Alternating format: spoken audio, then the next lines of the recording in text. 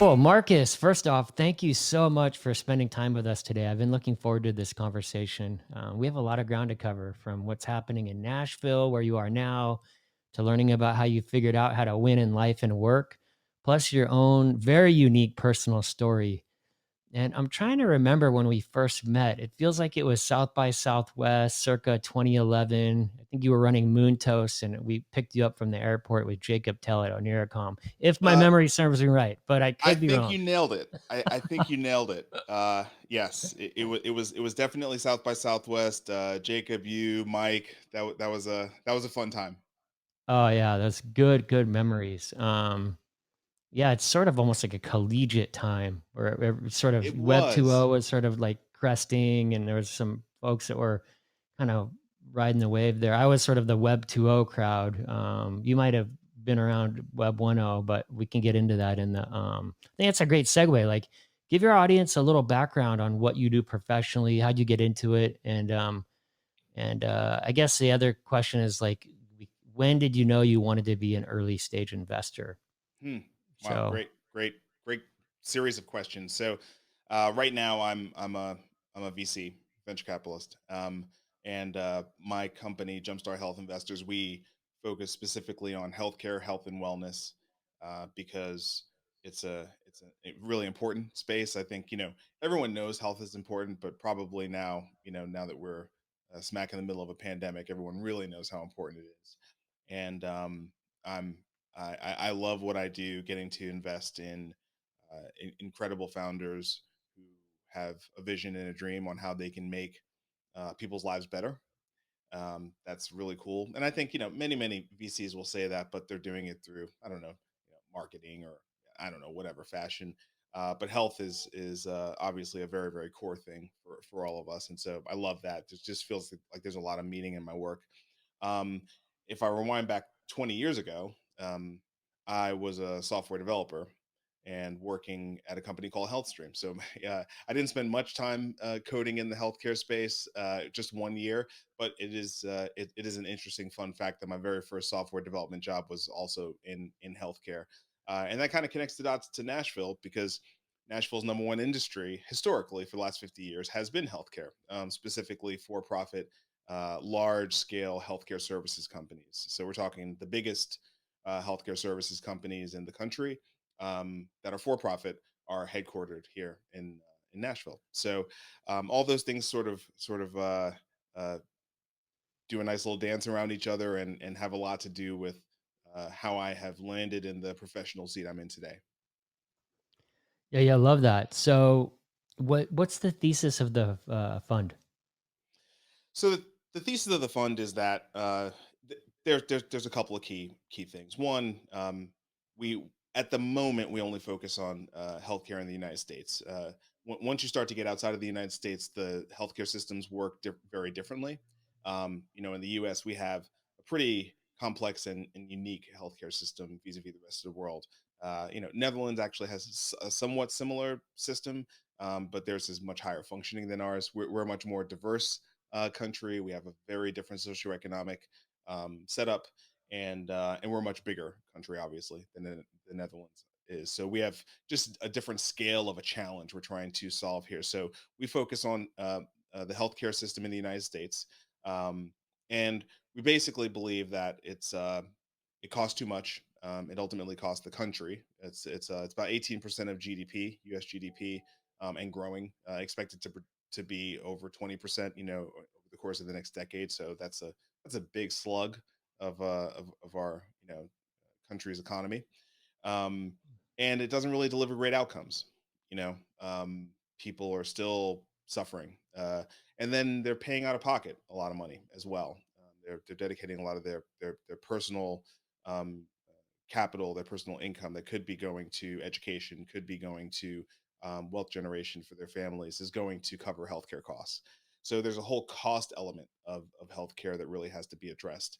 Um, there's advancing the actual care provision. So some of that is science, some of that is workflow, some of that is technologies that help providers, whether they be doctors, nurse practitioners, et cetera, to actually deliver care at a better way. And some of it is just the fact that only recently, you talked about the fact that we met in 2011. We met in sort of the post iPhone world, right? And it's been a very different world since the iPhone came into the world, but it still is only 15 years, right? I mean, it's not that old. And so we now have the iPhone, we have Android phones, we have all these wearables. I'm wearing an Aura ring right now, right? So we now have all this new rich data that, if properly funneled into clinical sources, can really improve the ability for patients and providers to communicate, uh, diagnose things faster, come up with solutions faster, empower patients to make better decisions that will help them to prevent getting into some of the really bad situations that we're in. Because so many of the things that cost a lot of money in healthcare, unfortunately, are the result of chronic diseases, not necessarily things that people were born with or things like that, but things that, unfortunately, are the result of uh, behaviors that may be cultural, that may be just based on some socioeconomic things, and maybe there are things we can do in that community to sort of change those outcomes. So it's a very complex space. There's a whole policy aspect to it. There's a whole demographic aspect to it, and so lots of opportunity to make things better, lots of opportunities to improve things. And we kind of play across the whole thing. We haven't spent a lot of time in the life sciences space. We're starting to look and get smarter there before we actually start to make a lot of investments. Where we have made a lot of investments so far is healthcare information technology, tech enabled services, which means delivering care but using technology to do it in a better, faster, more efficient way, higher quality way. um, Digital health, which is anything that empowers patients to take more control over their own health and wellness. And then to a degree, we've done some diagnostic devices and also some consumer health and wellness things you might buy off the shelf at a grocery store or at a drugstore. And this is a early stage fund. You guys are writing. These are sort of seed funds. Is What kind of stage are you guys at? Yeah, yeah, great question. So we play pre-seed through Series A. So across our different fund families, and we've got three, we write checks from 150K to about 3 million. That's kind of our check size. It's pretty broad. We're very prolific investors. So our pre-seed fund is called Jumpstart Foundry. This year, it will invest in 34 companies. And it's been alive the longest. This is its seventh year, so it's got well over 100 companies that it's invested in. Jumpstart Capital is our sort of senior most fund. It's our seed Series A fund that takes advantage of all that deal flow that comes from Foundry, but also is just out there in the market making the most significant investments that we make as a fund platform. And then I started a new fund around last year this time called Jumpstart Nova, and it is a seed and Series A fund investing in innovative healthcare companies led by Black founders. This is our first year operating. I'm both in the process of standing the fund up, but I am starting to make investments. Just brought on a partner to help me, manage the fund, and so we're really excited about this new fund. Yeah, that's great. Well, kudos. I just from being in tech, 10 plus years, I know how hard it is as a early fund manager to get going. So probably a whole podcast discussion and more just on that. So Yeah. big ups. Well, maybe pressing rewind. So you studied University of Virginia and in New Yeah. York City before that. Where do you grow up, Marcus? I grew up in Brooklyn. I grew up in East Flatbush, Brooklyn. Uh, and I grew up right next to a high school called Tilden High School that was affectionately known as Kilden High School. Uh, Oh boy. yeah. It eventually went into receivership. It had to be shut down because it was the most violent school in the city at one point. And literally, I mean, I could throw a stone from my front door to the steps of the school. So I did not go to that school. My parents weren't having any of that. The house we had was a great house. The street we lived on was a great street. It was such a weird thing. We had all these families and they really took good care of their property.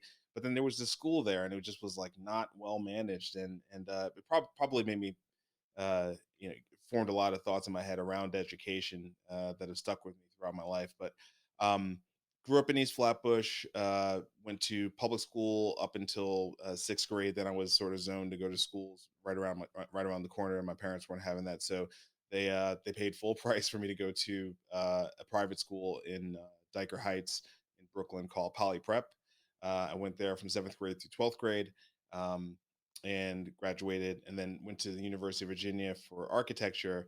And then that was probably where I ran into the first big challenge in my life. I was a fairly sheltered kid. My parents sort of always had me in something. So when I say sheltered, didn't mean like I didn't have experiences or I wasn't exposed, but I was never really left to my own devices. My life was very, very scheduled. So if I wasn't at school, I was playing some sport. If I wasn't doing that, I was in Jack and Jill or some kind of after school activity or whatever. I was like always doing something. So when I got to college, it was like the first time where I was totally in control of my time, and I did not have that skill at all. And so just the challenge of managing my own life, it didn't go well, and I ended up lasting 2 years and sort of crashed out in year three. Had to go back home. So, did a couple of classes at City University of New York, but ultimately never finished college. And just decided, okay, I don't know if I'm not mature enough. I mean, I think late now in life, I've realized uh, I have a certain learning style, and college is not really well designed for my particular learning style. But back then, I didn't know that. I just knew I failed out, right? And so I ended up moving from New York to Atlanta, and that was where the rest of my life kind of really began. So that makes sense. You seem to be somebody that's a doer practitioner versus somebody that's academic. Maybe that's a good segue. I'm really, was curious how you got into tech, and looking at your background. Probably the better question is how do you get into coding? So I didn't live in Atlanta very long, but I lived there long enough to to to find who would be my first wife and start a family. And we had one kid, one on the way, and then decided that we needed to be around some form of community and didn't really have a strong one in Atlanta. She went to high school here in Nashville, and so we, on a whim, just kind of moved here and started, spending a lot of time with her best friend. I was waiting tables to take care of the family. We were living in an efficiency hotel room, and I sort of looked at myself and said, okay, uh, I now have a family. Waiting tables is, and there's nothing wrong with the profession of waiting tables, but this is not going to be a sustainable path Sure. for taking care of this family. If I was single, no problem. But three other lives depending on me, probably not so much. And so I remembered that when I was younger, my uncle was a programmer at IBM, and he bought me an IBM PC Junior. I guess it was like 1983 or 84. And back then, all the computers didn't do anything unless you programmed them. Like, they had a bunch of floppy disks. Maybe you could play like Oregon Trail or something, but for the most part, you had to go in there, you had to learn basic, and you had to program things. And so I learned a very, very, very primitive form of programming. But when you learn things when you're young, it kind of sticks with you. Like there's some muscle memory there. And so this was the year 2000, and so obviously we had the Y2K stuff, but we also had the dot com boom happening in the year 2000.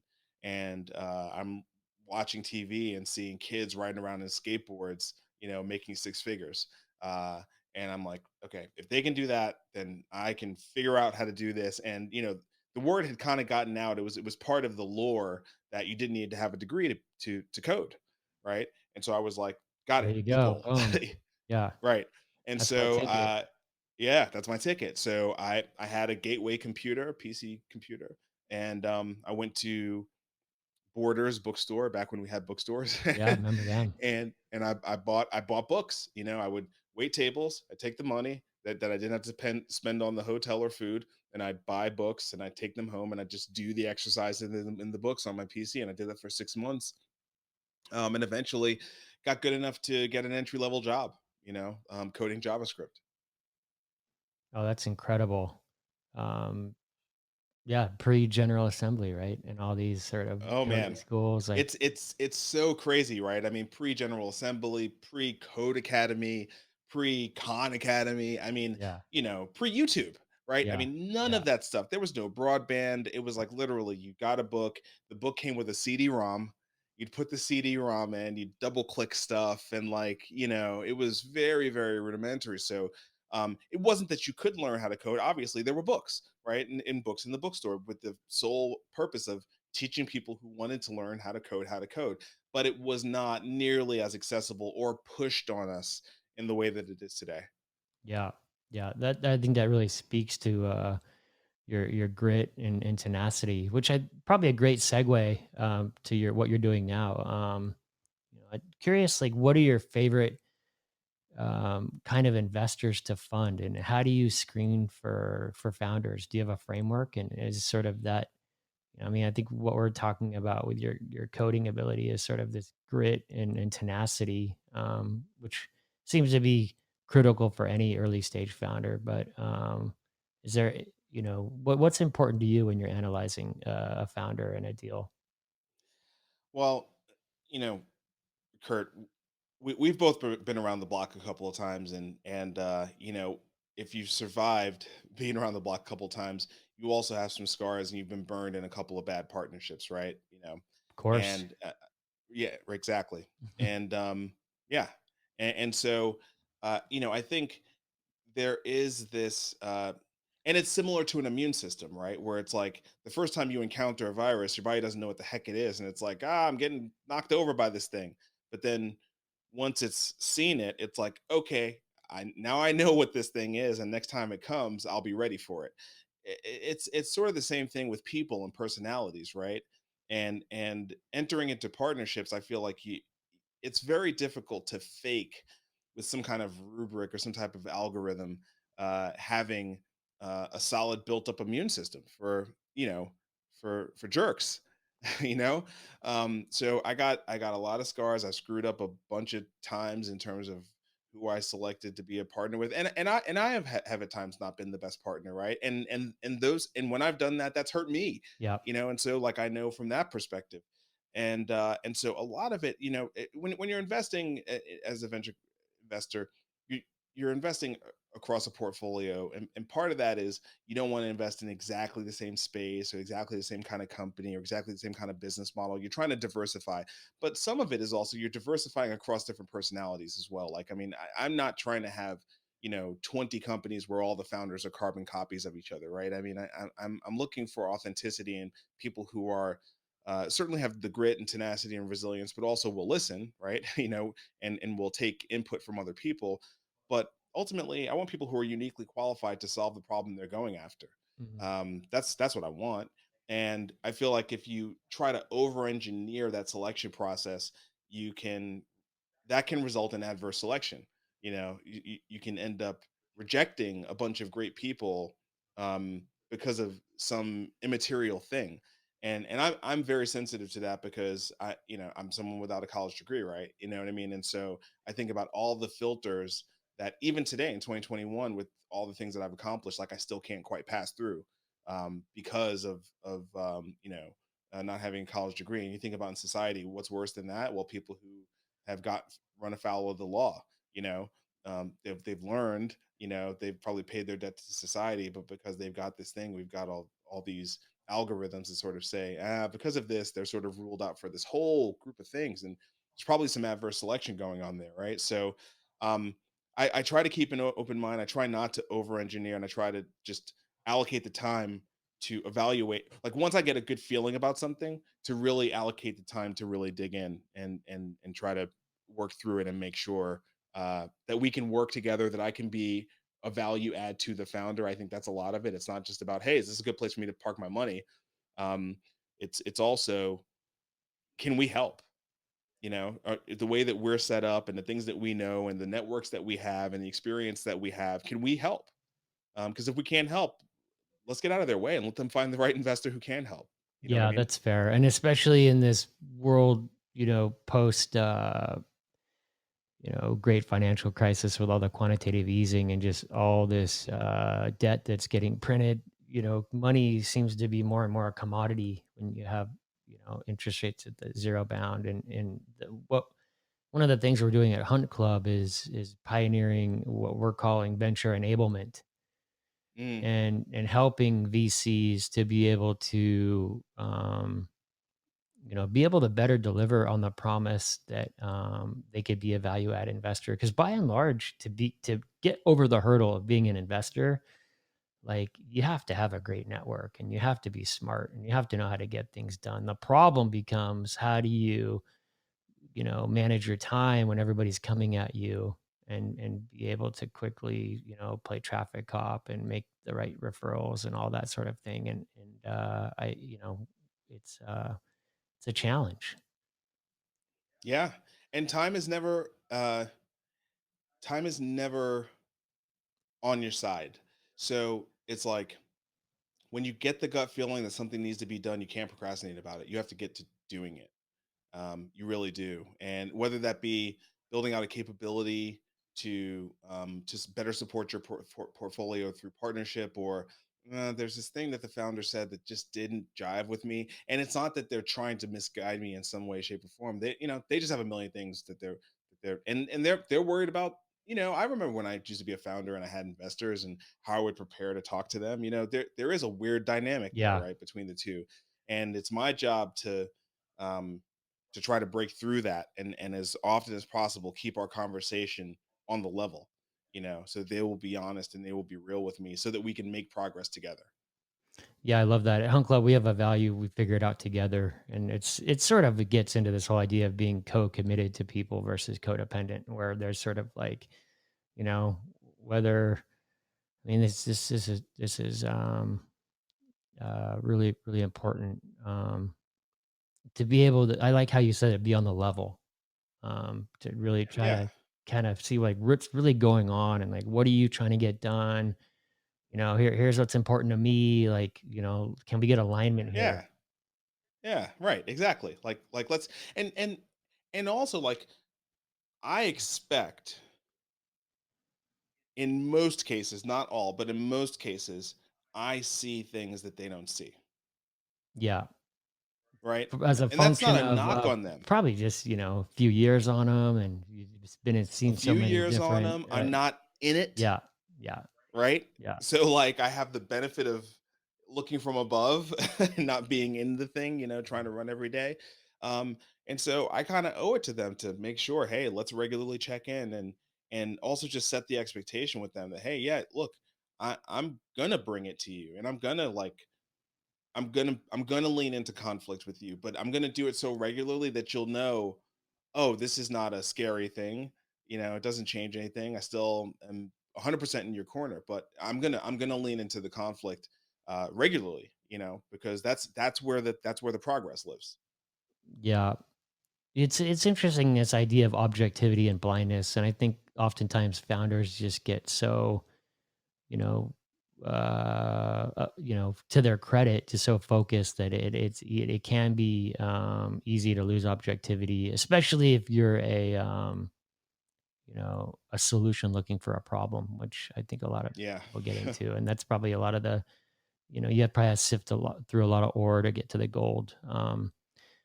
I think, I kind of like, I want to get into the discussion about Nashville. I lived there back in the day for a bit, and it's such a great town. And I want to talk about that. But I do want to double click into healthcare a bit. You mentioned what a big percentage of GDP it is. Um, and fundamentally, tech is deflationary. But why are Mm, we seeing such inflation in healthcare? Is it just because it's just so bloated and we're living longer? Like, what? Talk to us about why there is such a problem with healthcare these days. And it feels to me like there seems to be fundamentally a misalignment in incentives. Like the healthcare system is sort of incentivized to keep people sick, right? Is that fair to say? yes, that is fair to say. I think even leaders in the healthcare industry will tell you that. But it's a very difficult thing to unwind. So some of these things, and this should be sort of a bit of a cautionary tale, um, about you know measure twice, cut once, right? The healthcare system that we have today is really a result of Lyndon Johnson, which is, we all know, was sort of a transitional presidency, um, uh, enhancing the Social Security Act with Medicare. and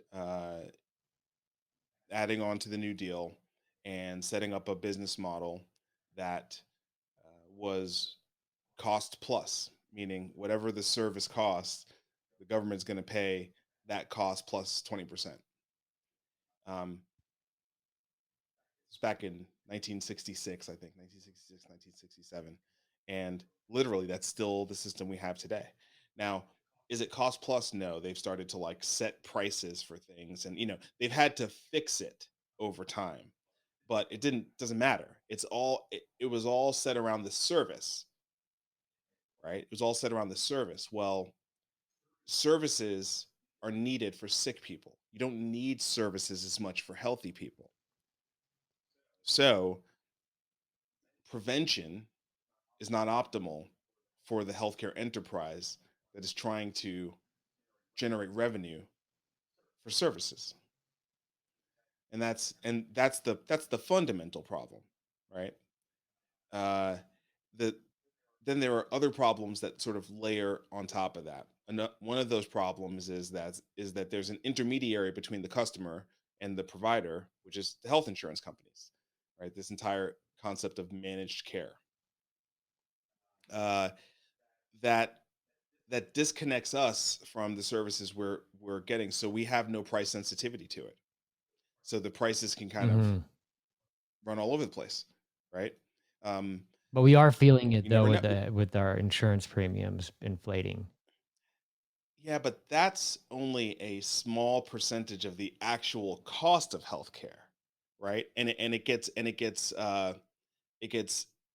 aggregated to all of us in such a way Mhm. where it's just sort of built in like this utility, right? Under the model of insurance. So we all understand and we appreciate insurance, and we feel it. It's not that it's inelastic, but it doesn't actually map to the full breadth of the services we as each individual receive, right? So it's kind of like we all go into a restaurant, okay, and you eat one burger, I eat 10 burgers, but we walk out with a bill Or 1 burger for each five or each. 5 each, yeah. Yeah, one Yeah. burger each or Yeah, five each, yeah. right? Like Yeah. whatever, right? You know what I mean? It's like the cost gets split across this entire Mhm. system.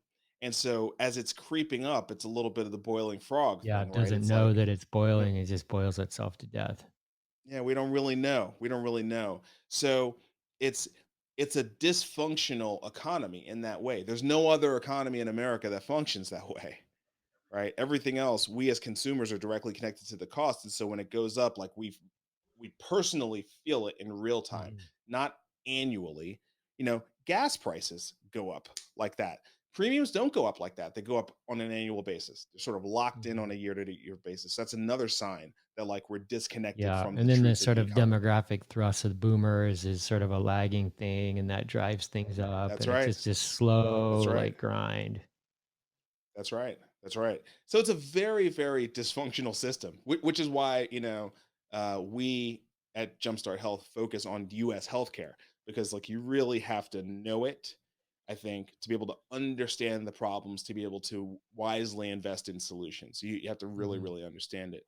Um, so yeah, I mean, look, and I haven't really scratched the surface of all of the things. I'm just giving you some of the Yep. foundational reasons why it's so dysfunctional, and the cost has been able to run out of control so much. Yeah, that was, By the way, I said it was the only system, but there is another economy that's somewhat similar. It's not exactly the same, but higher education is somewhat similar, with the student loans, right? And the craziness around that. It ultimately does touch us, but it's this like automatic financing mechanism that just allows us to sign up for it all. We do end up having to pay the piper ultimately, differently than healthcare, but there's a reason why healthcare and higher education are the two fastest rising costs from a service perspective in the country.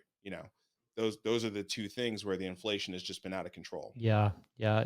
You could probably also say to a certain degree, some of the finance assets that the wealth effect is trying to create isn't, and if you're not, in the market, you're getting left behind. But that's maybe Yeah, not yeah. quite as There's good of an analog to what you're describing.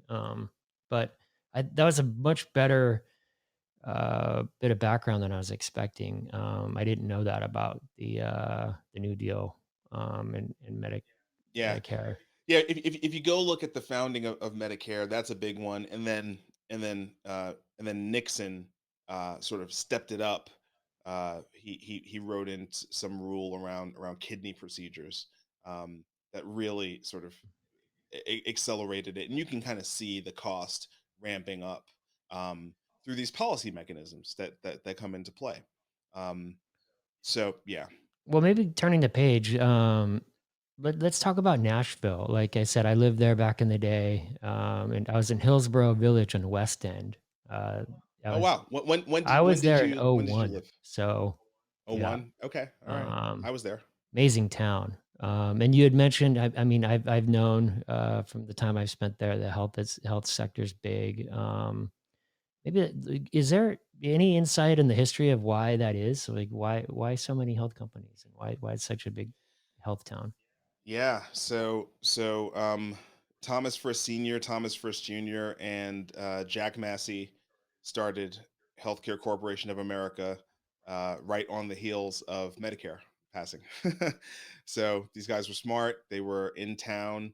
The Frists were the healthcare guys. They were the doctors. Actually, Jack Massey was a pharmacist, but he was also a master business guy. He also didn't create, but he scaled KFC, and he also actually created. So I think he holds the record for the most public companies Wow, uh, didn't know for any that. entrepreneur Yeah. in the country. Yeah, yeah. I think he did like four of them. Um, yeah, yeah. And he saw that change, and I think he was on the board of either Meharry or Baptist. I get confused as to which one, but he understood what it was going to mean, and he was like, "Listen, if we can kind of create a back end, sort of round up these doctors, operationalize this whole thing. The doctors don't want to run businesses; they want to take care of people. If we can sort of scale this, because they really weren't hospitals like that, before then. So they sort of invented the idea of corporate hospitals. Before they were all sort of religious institutions.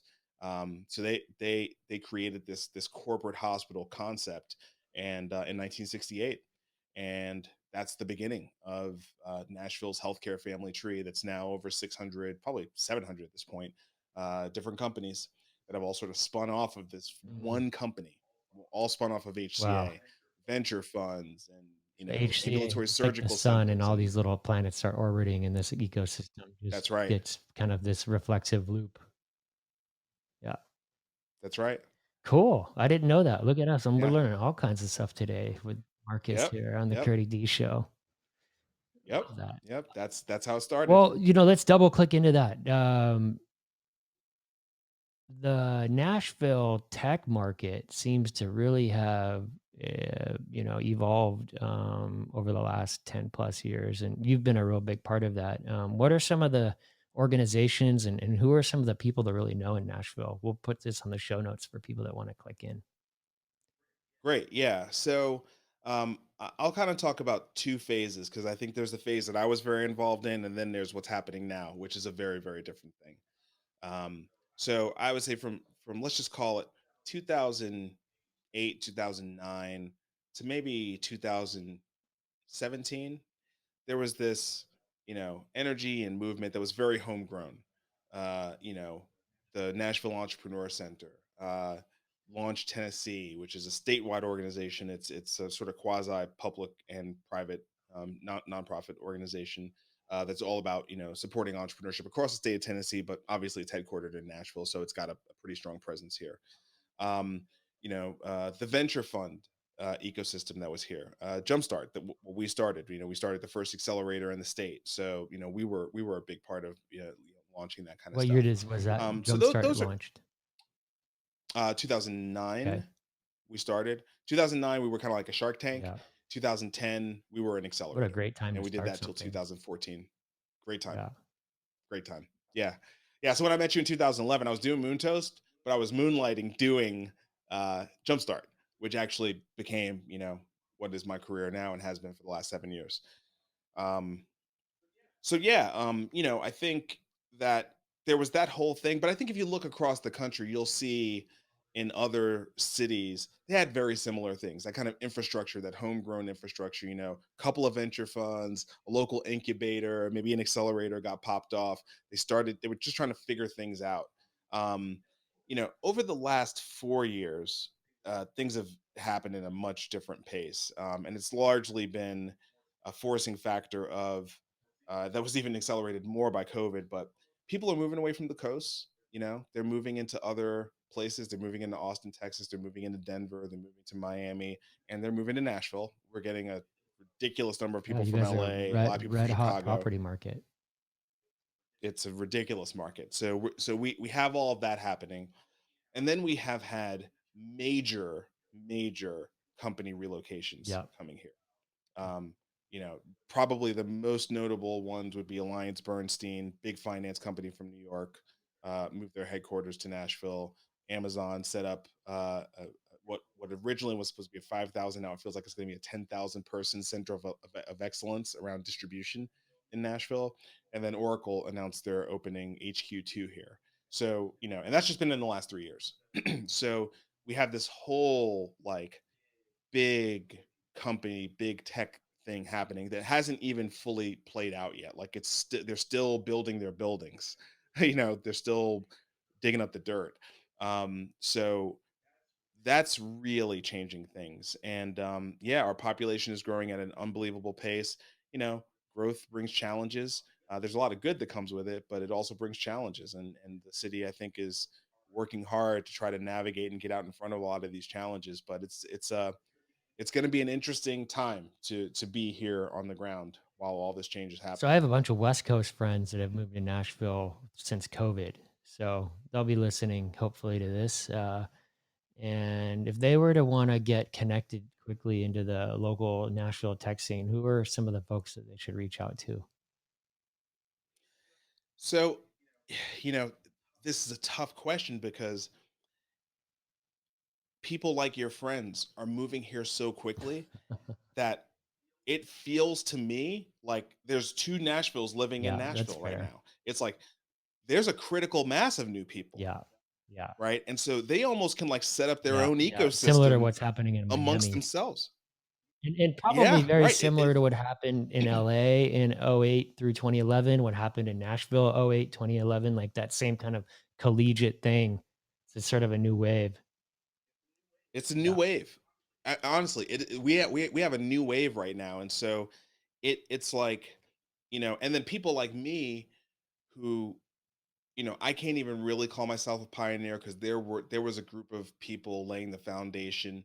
I would say probably 5 years before I got there, probably in like 95. I'm talking about really early web. They were building like networking companies and stuff like that, some website companies and stuff like that. When I got there, those companies were already up and running. Those were the real Yeah. pioneers. I got to stand on their shoulders and kind of go from there. But people like me, I'm moving to a different phase of my Yeah, life. I'm absolutely. overseas. I'm investing around the Yeah. country. I'm looking at corporate boards. I'm like, my kids are out of the house, so I'm not trying to be a big tech ecosystem guy anymore. That's not even what I'm going for right now. I'm trying to enjoy a different part of my life right now.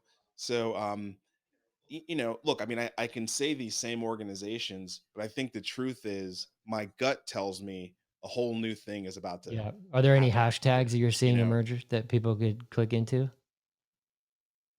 Yeah, no Man, worries if are not. there any Putting you on the hashtags I'm seeing? I might be out yeah. of the loop, Kurty. Well, Like seriously, dude, I might. maybe that's how you know you made it. Like, you don't even have to pay attention in your own backyard.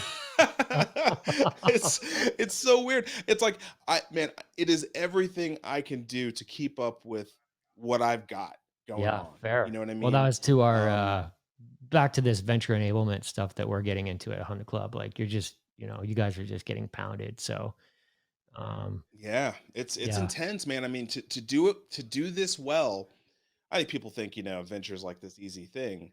And on one hand, it is because you're not punching a clock, right? So, you make your own schedule. So, from that perspective, it is a lifestyle business. And, since I've worked other kinds of businesses where you do have to punch a clock, I understand that. I don't want to ignore that. But it's hard work in a different way. You know what I mean? It's really hard work in a different way. And and at the scale of the number of funds that are coming up, I'm not the only person raising a new fund, right? I mean, there's new Yeah, funds that's it. popping up It's everywhere. then that velocity will probably only increase. It's going to Yeah. increase. That's right. As it should. As it should. We should have a competitive market, right? There shouldn't be just a few players in the Well, when there's space, right? nowhere else to Um, park money to get growth and or yield, you gotta go sort of high growth. Not in a way that's Yeah, understandable. You could park it in crypto, but the yeah, truth is nobody understands yeah, crypto, yeah, right? You know what I mean? Like it's all yeah. theoretical. It's not practical. Like you can't use crypto Sure, on your phone today, sure. right? So venture is, you're right, the only place where you could put it and you can actually see something tangibly Yeah. happen. Well, I think shifting gears, I think that's a great segue actually.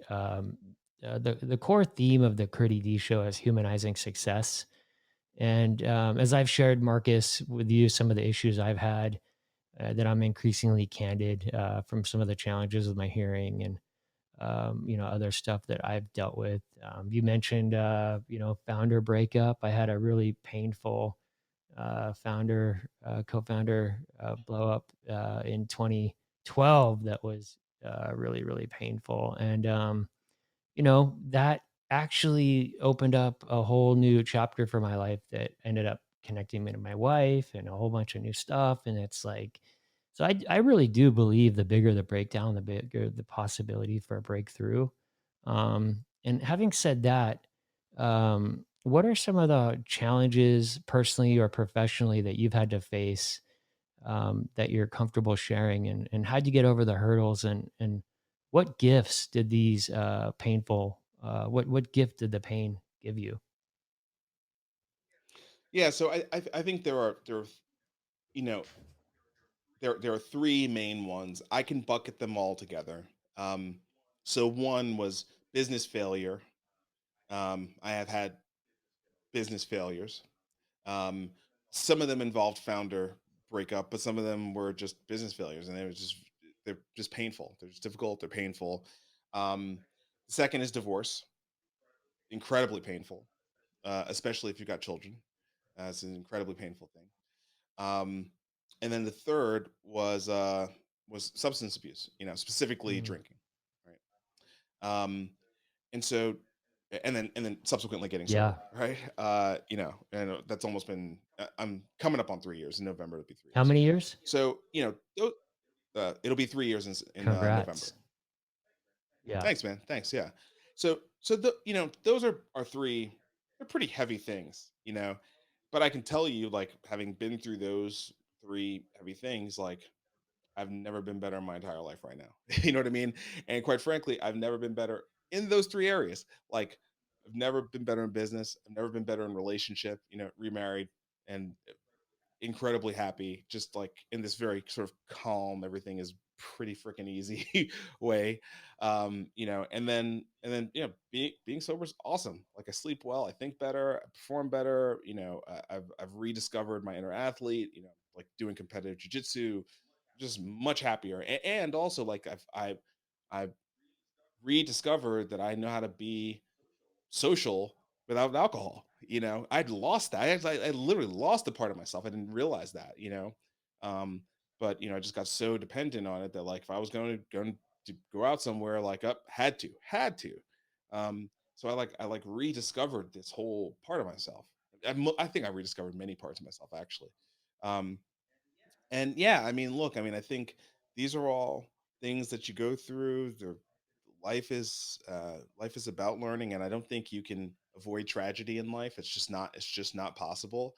But if you can come out on the other side, um, with some, you do have to have some level of resilience and some commitment to seeing your life through despite the hardship you're currently experiencing, and knowing that the pain will subside Yeah, eventually. well, not um to Eventually. make kind of light of it or be sort of too anecdotal, but I do believe that, like, without the pain, you don't have the pleasure, right? You can't really have one without the other, and everything's That's hard. not how that's You that's know, right. it's That's right. hard to Life it's doesn't. hard to build wealth. It's hard to be poor. It's hard to be healthy. It's hard to be sick.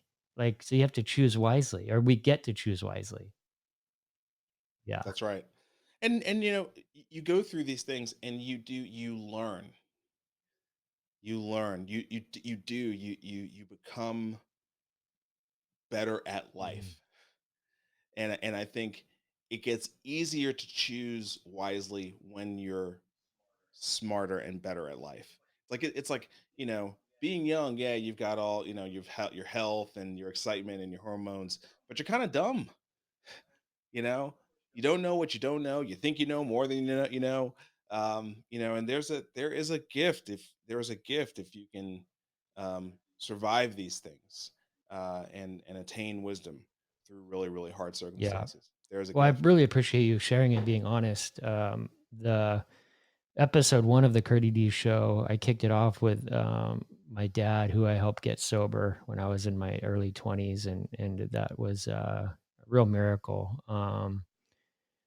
And, the when I asked him how he figured it out, and he just essentially said that he realized that his best thinking at the time got him into the problem in the situation he was, and he needed to, Mm, um, you know, essentially he got really humbled, and he had to start think about, like, yeah. turn his life over, as sort of cliche as that sounds, and work with people that, was able to help him to show up another path.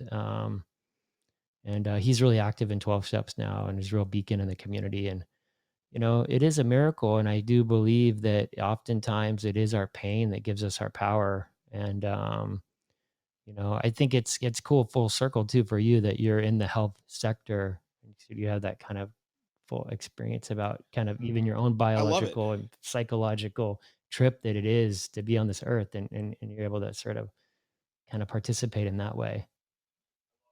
I love it.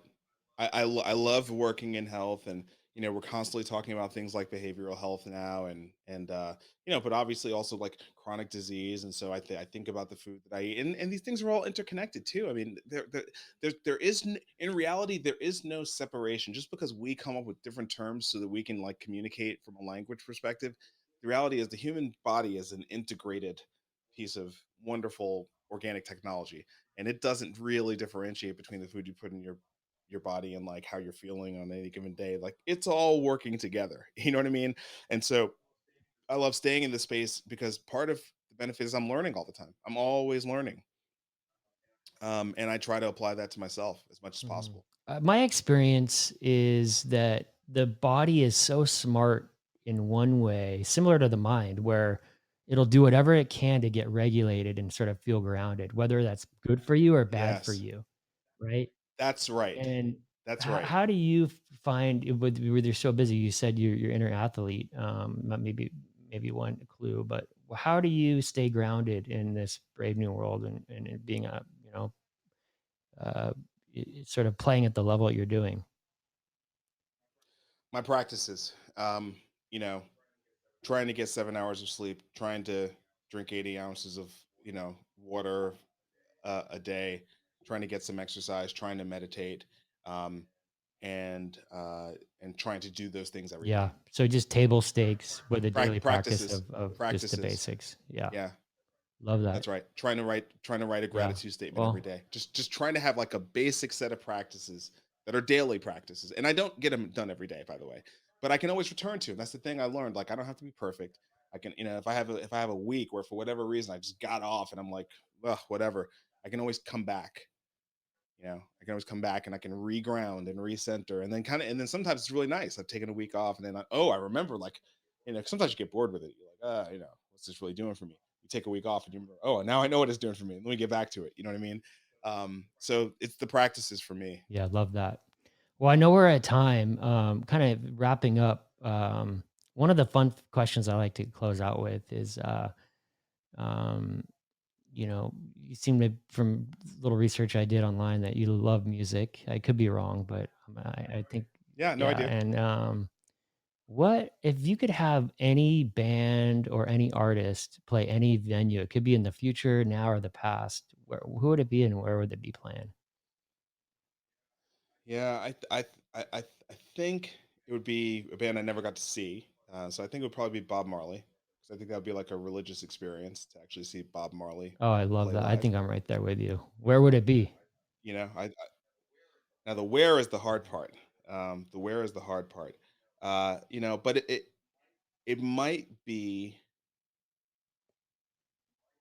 might be like in the place that was most comfortable Oh, for I him love so that. he could be Yeah. most Yeah. alive, right? So where would that be? Probably Yeah. Jamaica, I just got the right? chills. I just sort Prob- of saw myself like just hanging out with them, listening to him record some yeah. songs.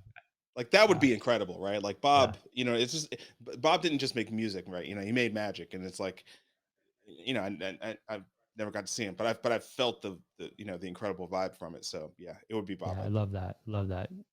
Rest in peace, Bob Marley.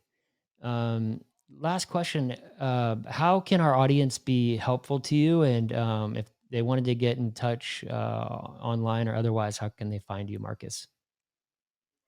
You can find me Marcus Whitney. Like literally, I've taken great care to go grab that name.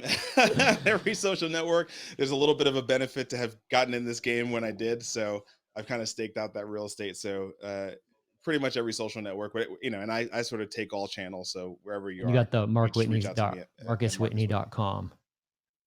Yeah. Yep, that Yeah. too, including the Awesome. .com. The site looks really great, by the way. Yeah. And then Thanks, man. anything folks could be helpful, deal flow, you gave a pretty good kind of overview of what you're looking for. Anything beyond that? Not really, man. Just kind of focusing in on themselves, man. I think this is such a hard time, and I just want people to take care of themselves. That's how you can help me. We all gotta get through this thing so we can get back to having a good time. Oh, I love You know what I that. mean? Well said. Well, I know we went over a little over time, Marcus. So appreciate you and what you're doing. And thank you so much again. Thanks for having me, man. Appreciate it.